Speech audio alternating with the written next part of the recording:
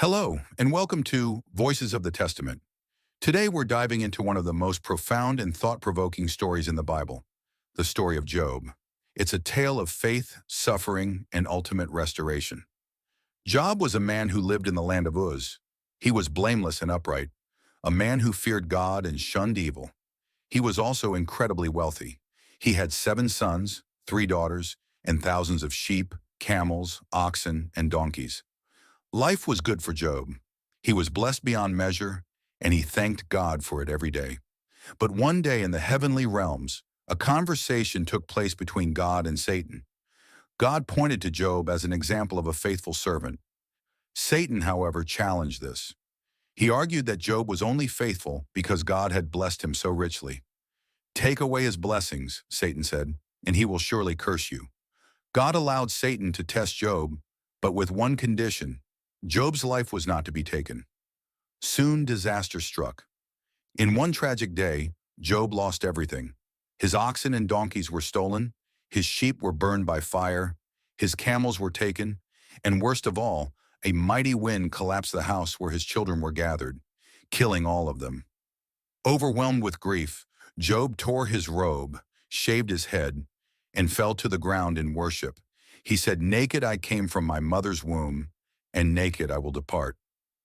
The Lord gave, and the Lord has taken away. May the name of the Lord be praised." Even in his suffering, Job did not sin or blame God. Satan wasn't done. He appeared before God once more and argued that Job's faith was tied to his health. "Strike his body," Satan said, "and he will curse you."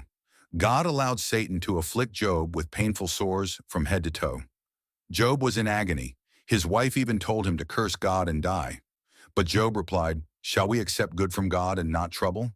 Even in his pain, Job remained faithful. Job's 3 friends, Eliphaz, Bildad, and Zophar, came to comfort him. At first, they sat with him in silence for 7 days, sharing in his grief. But when they finally spoke, they accused Job of being punished for some hidden sin. They urged him to repent, but Job maintained his innocence. He knew he hadn't done anything to deserve such suffering. Job began to question God. He cried out, asking why he was suffering so much. He longed for an explanation, for a chance to plead his case before God.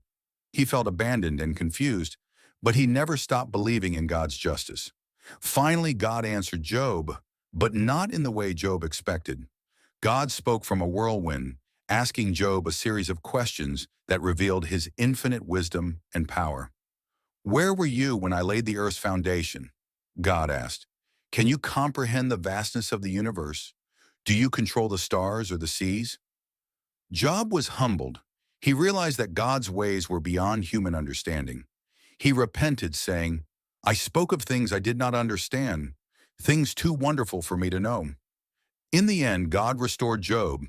He blessed him with twice as much wealth as before, gave him 7 more sons and 3 daughters, and allowed him to live a long, fulfilling life. Job's faith had been tested, but it had also been proven genuine. So what can we learn from the story of Job?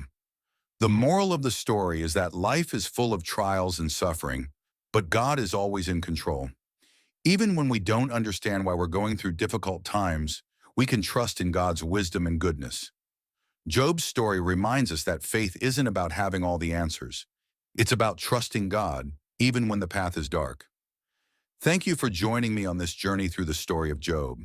If you enjoyed this video, don't forget to like, share, and subscribe for more inspiring Bible stories.